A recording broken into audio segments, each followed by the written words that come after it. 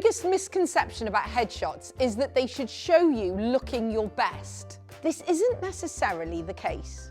Headshots are not glamour shots. They are not modelling shots. A headshot should represent what you look like when you walk through the door into an audition room. It should be what you look like 90% of the time, and let's face it, none of us are filtered and edited in post-production and smooth. It's good to show texture. They want to see the real you, not the perfect you. You know, that's really bad. If you're in an audition and they're going, you know, that's not, it's not a good look. Because let's face it, can you guarantee that after getting the phone call from your agent the night before about the casting, and you getting on the train and trekking up to God knows where, and then travelling across town, and then rushing through the rain, and then sitting in the waiting room, and then getting into the room, you're not going to look your best, are you? Necessarily. Sorry. And I want to say that you want to look like a working actor in your photos. You want to look like you're about to deliver a line, or you're about to ask a question to the director, or, you know, and that you could be in the rehearsal room, you know, so if it's like messy bun or like a bit unshaven, you want to be a working actor. You don't want to be this sort of perfect cameo portrait. Here are some tips on how to present that lovely face of yours to the world. Get a good night's sleep and drink plenty of water. I wish I could listen to my own advice. Never underestimate how much a good night's sleep and staying hydrated can do for you. In terms of in front of the camera, the energy you give off is tremendously important. Being well rested will only stand you in better stead for doing the job of a really good photo shoot. You'll have the right energy. If you stay hydrated, you just have a nice glow, and much better to have that naturally than having to have that put on you in post-production. As I stated before, these are not glamour shots, so you really need to keep makeup to a minimum. You know, I wouldn't go to my actor headshot session without any makeup on, but it would be natural makeup. I was never allowed my big red lipstick for my actor headshots. It wouldn't have done me any favours. All good makeup should enhance rather than disguise your features. Styling should be similarly simple. However, if there's a particular thing about your look that you want to enhance, then by all means you can do that. So if you have long hair, for example, you want some shots with your hair down, but then you want some with your hair up. That's me, international symbol for hair up. Or if you have a beard, why not have some shots with beard and then have a shave during the shoot? And then here I am clean shaven. Casting directors like to see all the different ways that you could present. Keep what you wear quite simple. You know, think about shape of collar. So you might want just a simple like scoop neck and then a little shirt collar. You might want some with a jacket, just so you get that texture of a jacket collar. But you don't want any logos. You don't want mad patterns. Just think of block colours and not colours that are going to wash you out. Think about tones that suit your palette.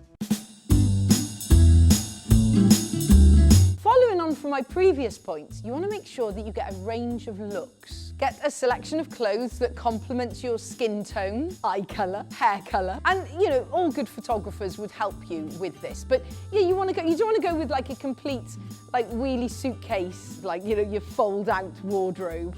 But you want to go with a selection of things. Also, make sure that you're varying your facial expression. We don't want 100 photos of the same face. I think what will help you with this, rather than thinking about what your face is doing, think about the thoughts you're thinking. Some photographers will have music playing in their studio. You could always take some music and ask if you can play certain tracks, certain types of music, and then change the music that you're listening to, because that affects how you hold yourself and how twinkly your eyes get, or how you hold your cheekbones. Do we hold cheekbones? You know what I mean. So now this might relate to your casting type. If you know your casting type, if you have a casting type, you could be thinking about those sorts of lines, those sorts of characters that you play, and let that come out of your face, not in a sort of I'm doing my policeman face now. I don't mean that, but much more, these are the types of character, the styles of character I play, you know, soft and caring, or hard-edged, or fun and funky. You know, whatever, you know, let these different emotions come through your eyes. And I've got another thing, like Columbo, looking through the camera. Don't see the camera as a flat thing that you can glaze off a bit and look a bit dead behind the eyes. But if you're trying to look through the camera, it gives your eyes a more interesting quality in the photo. You don't look so sort of shut off. We want the casting director to feel like you're like reaching out to them, like, hey, I'm here. I'm so much fun to work with. I'll be great in the rehearsal room. There's a fashion at the moment, and I think a lot of it is to do with photographers wanting to stand out and wanting to be different, and I get that, and that's what, you know, photographers should be doing that. But from our point of view, you want that strong portrait photo where your head is in the middle of the frame. We don't want landscape, and we don't want off to the side. Strong and in the middle. And it doesn't need to be fancy. You know, this is just you. This is just my face. Here I am. I'm confident to show you my face. On that note, be conscious of your backgrounds. A lot of headshots take place in a studio. Then some prefer to do outside location shoots, and that's really nice. We like that. A headshot with good natural lighting is lovely, but you want to be aware of what's in that background. You don't want like a big tree in focus or lots of angles that are like obtrusive and your eye is taken to the background instead of the actor. Like this. Too busy for a headshot. Great for YouTube. No good for an actor's headshot. It is a financial burden. But really, you should be doing this every year, 18 months, 2 years at a stretch. People change over time. You know, not just your physicality or your hair, but also your attitude and maybe your casting bracket in that time.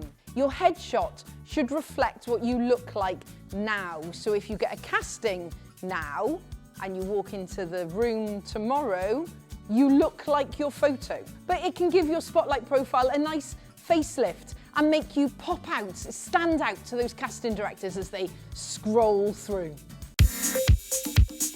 I'm gonna end with a little warning. You don't need to spend like £500 on a big portfolio shoot, you know, and have all the upsell of all the stuff. You just need a couple of really decent photos. You don't need 15 photos. Spotlight have upped their limit of how many photos you can upload, but you don't need any more than 3 or 4. And then the flip side of that is, don't get your mate to do it in the garage with a torch. You know, invest, but don't go crazy.